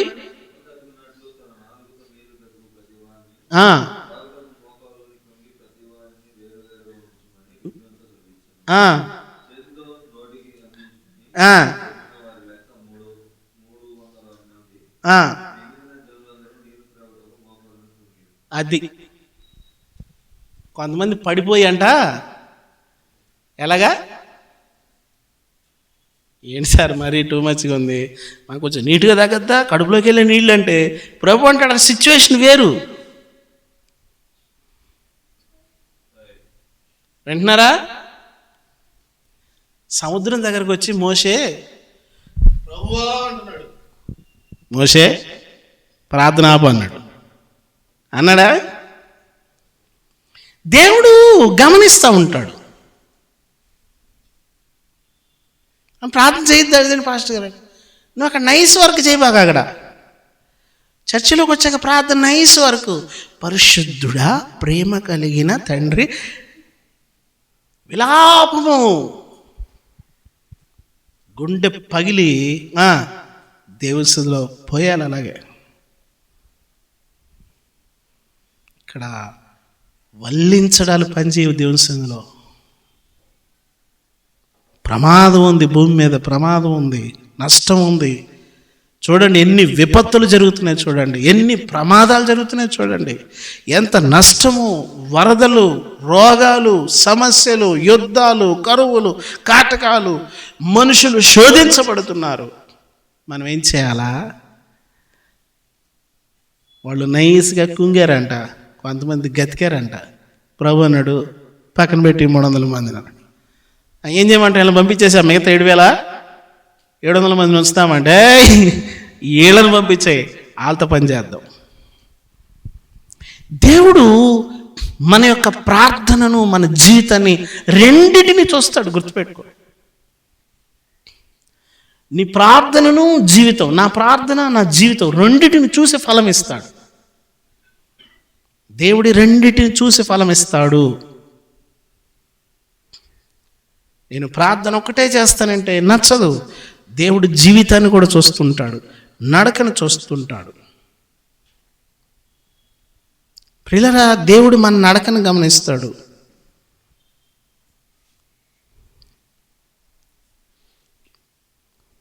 ఫరో ఉన్నాడు కదా, ఫరో కూడా మోషేని బతిమలాడు. నిర్గమ 8:8, 8:28, 9:28, 10:17. 8:8, 8:28 4 సార్లు.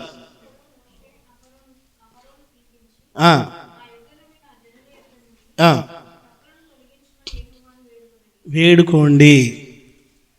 28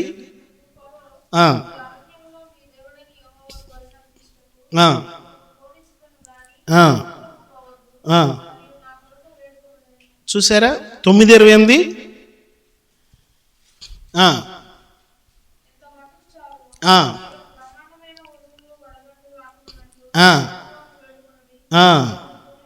10:17 నిర్గమ 10:17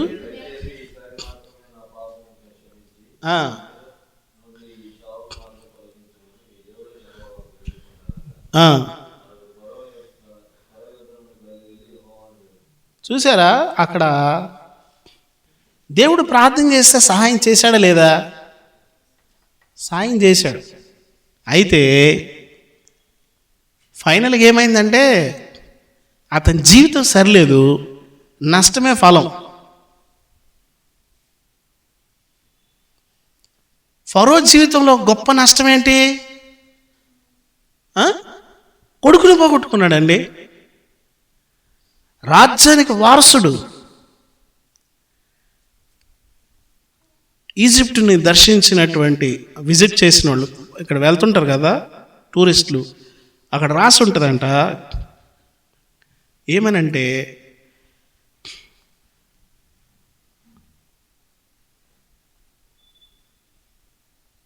ఆయన మోషే చంపబడిన తర్వాత వచ్చిన ఫరో అని ఉంటుందంట. అంటే వాళ్ళ అన్నయ్య ఏమయ్యాడు? వాళ్ళ అన్నయ్య చచ్చిపోయాడు. ఎవరన్నయ్య? ఫరో కొడుకు. రెండో వాడి అది ఉంది, ఏది? ఆ విగ్రహం. ఆడెవడంటే చనిపోయిన వాడి తమ్ముడు. అంటే ఈడేమైపోయాడు? పిల్లవాడిగా ఉన్నప్పుడే చచ్చిపోయాడు. ఫరో జీవితంలో ప్రార్థన, వేడుకోవడము, అడగడము, బతిమలాడడం ఉంది, కానీ జీవితం సరిగా లేదు. ప్రియులారా, దేవుని సందులో మన ప్రార్థన, మన జీవితాన్ని దేవుడు గమనిస్తుంటాడు అన్న సంగతిని మనం గుర్తుపెట్టుకోవాలి. లోకంలో ఉన్న విధానాలన్నీ నేను పాటిస్తూ పరిశుద్ధాత్మ విధానంలోకి వచ్చినప్పుడు నేను ప్రార్థన పాటిస్తానంటే దేవుడు ఈ రెండింటిని చూస్తాడు. లోకంలో ఉన్న పద్ధతులన్నీ నేను చేసుకుంటూ లోక సంబంధమైన వ్యవహరిస్తూ నేను ప్రార్థనా విధానంలో కూడా ఉంటాను అంటే దేవుడు ఈ రెండింటిని చూస్తాడు. భక్తులు రాజులుగా ఉన్నారు, వ్యాపారవేత్తలుగా ఉన్నారు, ఉద్యోగస్తులుగా ఉన్నారు, ప్రవక్తలుగా ఉన్నారు, పాలేరులుగా ఉన్నారు, బిజినెస్ మ్యాన్లుగా ఉన్నారు. వాళ్ళు ఈ రెండు దారుల్లో కాకుండా ఒకే దారిలోనే వెళ్ళారు. వాళ్ళు దేవుడు అప్పుడు ఫలము చూసినప్పుడు ఈ రెండు కూడా దేవునికి ఇష్టంగానే కనపడింది, పరిశుద్ధంగానే ఉంది. జీవితం పరిశుద్ధంగా ఉంది, ప్రార్థన పరిశుద్ధంగా ఉంది, జవాబు ఆన్సర్ వెంటనే వచ్చింది దేవుడి దగ్గర నుండి. దేవుని దగ్గర నుండి మనం ఏం అడగాలి తెలుసా? నాకెందుకు నువ్వు ఆన్సర్ ఇవ్వట్లేదని అడగగలిగేటువంటి సామర్థ్యం మనకు రావాలి. నాకెందుకు జవాబు ఇవ్వవు అసలు? అడిగారు ఎప్పుడన్నా మీరు అలాగా? అసలు ఎందుకు ఇవ్వవు అన్నారా ఎప్పుడన్నా? అడగలేదా? అడగచ్చు అలాగా. మీ పిల్లలు అడగరా మిమ్మల్ని? ఏ అనరా అనరా మీ పిల్లలు? ఏ వద్దురా అంటే ఏ లేవురా అంటే ఏ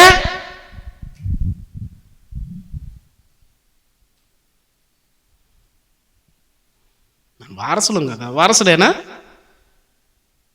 వారసుడు అయితే ఏం చేయాలా? ఆ పరిశుద్ధతలోకి నేను కూడా వస్తున్నాను కదా. ఏ అంటే అంటాడు, సరిగా లేదు బిడ్డ, పరిస్థితి బాగాలేదు. కరెక్ట్ చేసుకోవాలి. దేవుని సన్నిధిలోకి వెళ్ళే మన పలుకు ఒక వ్యక్తిలాగా వెళ్ళేటప్పుడు ఆ వ్యక్తి పరిశుద్ధుడై వెళ్ళాలి బయటికి. నా పలుకు బయటికి వెళ్ళేటప్పుడు ఇది ఎక్కడికి వెళ్తుంది? నేరుగా ఇది మొత్తం ప్రయాణం అవుతుంది. ఇది ఎక్కడి నుంచి? ఇక్కడి నుంచి ప్రయాణం వెళ్తుంది అది నేరుగా. ఈ గ్రహాల గురించి వస్తూ ఉంటాను, భయంకరంగా ఉంటుంది. ఇక్కడి నుంచి ఇక్కడికి ఇన్ని వేల కిలోమీటర్లు, ఇన్ని లక్షల కాంతి సంవత్సరాలు, ఇన్ని వేల కాంతి సంవత్సరాలు అవి చూస్తూ ఉంటే ఇప్పుడు అక్కడ పోవాలంటే ఎక్కడికి ఆ పాస్టర్ గారు ఇంత దూరం ప్రయాణం చేయాలంటే అవసరం లేదు, చిటికీలు వెళ్ళిపోద్ది. చిటికి కూడా అవసరం లే, అలా రెప్పగొట్టు లోపల వెళ్ళిపోద్ది. అయితే అది అక్కడ రిజెక్ట్ అవ్వకూడదు. మనం అనేటువంటి క్వశ్చన్ కూడా అవసరం లేదు, ఆన్సర్ వచ్చేస్తుంది, దేవుడు ఇస్తాడు. దేవుని సందులో మనము ఖచ్చితంగానే నువ్వు కుమారుడు కుమార్తె అయితే నువ్వు అడగాలంతే. అంటే సరి చేసుకో అన్నాడు అనుకో, సరి చేసుకుంటాడు.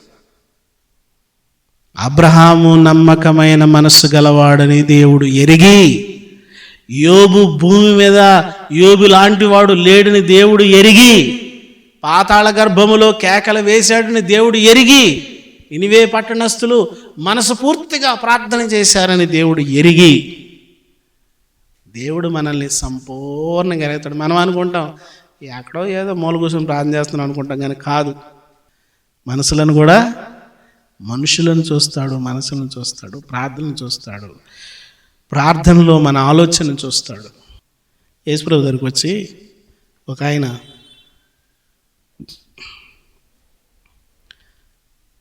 మా పనివాడికి బాగాలేదండి కొంచెం అని అంటే, యేసుప్రభు అవునా పదం అని వస్తున్నాడు. ఎవరు వచ్చన్నారు? ఆయన వస్తున్నాడంటే ఈయన పరుగున వస్తాడు ఎదురుగా యేసుప్రభుకి వచ్చి అంటాడు, బోధకుడా శ్రమ పుచ్చుకోవద్దు, నేను నా కింద పనివాళ్ళు ఉన్నారు, ఒకడిని పొమ్మంటే పోను, ఒకడిని రమ్మంటే వచ్చును. చూడరా, మాట మాత్రం సెలవేము. అది అయిపోయిందని ఎతకమన్నాను మిమ్మల్ని, మాట మాత్రం సెలవేము. ఏంటి అసలు? యేసుప్రభు వారు అన్నారు, సర్లే అన్నాడా?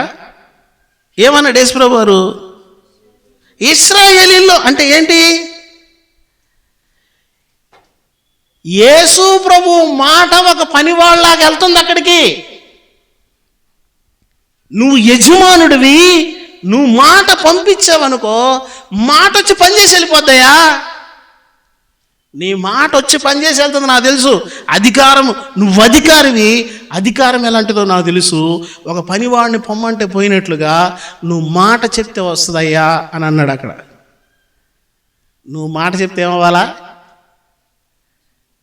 నువ్వు మాట చెప్తే ఏమవ్వాలి? ఇప్పుడు చెప్పు. పనోడు వెళ్ళినట్టు వెళ్ళాలా?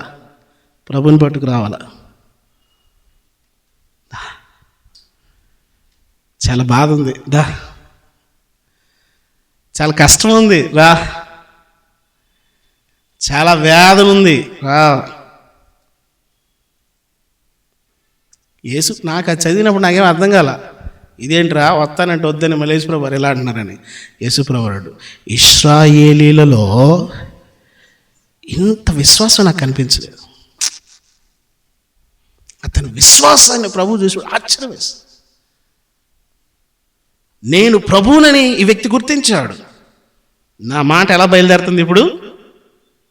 ఏమా ఒక సేవకుడు వెళ్ళినట్టుగా ఇప్పుడు నీ మాట ఏమవుతుంది? ఇప్పుడు నేను చెప్పే మాట నీ హృదయంలోకి వచ్చి ఏమవుతుంది? లోపల పనిచేస్తుంది. ఇప్పుడు నువ్వు దేవుని సన్నిధిలో చేసే ప్రార్థన పరలోకం లోపలికి వెళ్తున్నప్పుడు దేవదూతల సహితం మోషే, అబ్రహాము, ఏలియా, ఎలీషా, పేతురు, యాకోబు, యోహాను వాళ్ళు మన ప్రార్థన చూసి వాళ్ళు ఆశ్చర్యపోయేటట్లుగా ఉండాలి మన ప్రార్థన. అబ్బో పెద్ద కాంటెస్ట్ ఇది, పెద్ద పనే ఇది. ఎవరు యాక్సెప్ట్ చేయాలా? కొన్నిసార్లు అనుకుంటా మన ప్రార్థన పాస్టర్ గారు ఏమంటారు ఇప్పుడు అన్నట్టుగా. అసలు పరలోకం రెస్పాండ్ అవుతుంది. దూతలు సైతం మన ప్రార్థనలకి అబ్బా ఇంద్రాయిలు ఇలా మాట్లాడుతున్నా, దేవుని గురించి ఎలా మాట్లాడుతున్నా. దేవుని సందులో మన ప్రార్థన బహుబలము కలిగింది. ఇశ్రాయేల్ దగ్గర వెపన్స్ ఉన్నాయంటే అవి పనిచేయ మన ప్రార్థన ముందు. వాళ్ళంటే మా దగ్గర చాలా పవర్ఫుల్ వెపన్స్ ఉన్నాయి, జాగ్రత్త వదిలేస్తాం అంటున్నారు. వాటన్నిటికీ ఈ ప్రపంచంలో అత్యంత ప్రమాదకరమైన వెపన్ ఏంటి? వాక్యం. రెండవది ప్రార్థన. నువ్వు బాంబు వదిలితే ఈ దేశం అని కదులుతుంది, నువ్వు ప్రార్థన చేస్తే పరలోకం కదులుతుంది. అసలు అది అర్థం కావట్లేదు. పరలోకం కదులుతుంది. ప్రభు అన్నాడు, పేతురు నీకు అర్థం కావట్లేదు, ఇప్పుడు నేను ప్రార్థన చేశాను అనుకో, పరలోకం దూతలు వస్తారా? యేసుప్రభు ప్రార్థన చేసి దూతలు వస్తారంటే మేము చేస్తూ వస్తారంటే నువ్వెవరివి? రక్తం పెట్టి కదా కొన్నాడు, రక్తం పెట్టి కొన్నాడు ఆయన. రక్తం స్వరక్తం ఇచ్చాడు. మనం ఎవరిమి? దేవుని బిడ్డవి నువ్వు. ఇప్పుడు నువ్వు ప్రార్థన చేస్తే పరలోకంలో నుంచి ఇప్పుడు ఎమ్మెల్యేకి పోయి ఓ మాట చెప్పావు, ఎమ్మెల్యే అంటాడు నేను ఫోన్ చేస్తా పో అంటాడు కదా. లేదు మనిషిని పంపిస్తా పోండి. మొన్న ఒక విషయం జరిగితే ఒక దగ్గర పోతే నేను రాలేను కానీ మనిషిని పంపిస్తాను. ఆయన వచ్చాడు, టకటక 2 మాటలు సెటిల్ చేసి వెళ్ళిపోయాడు. అయిపోయింది. 2 మాటలు. ఆయన ఎవరు వచ్చాడంట, ఆయన వచ్చేసి వాళ్ళు 4 వచ్చారు, వాళ్ళకి 5 వచ్చారు. మొత్తం కూర్చొని ఏంటి నేనే లేను, పాస్టర్ సార్ మీరు వచ్చారు ఏంటి అన్నారు. మాదే రండి, మా వాళ్ళు మాదే సమస్య. సరే కూర్చున్నారు. అది మాట్లాడి అటు ఇటు అయిపోయింది. ఒక అధికారి దగ్గరికి వెళ్తే ఒక పనివాడిని పంపిస్తాడు, ఒక ఫోన్ చేస్తాడు.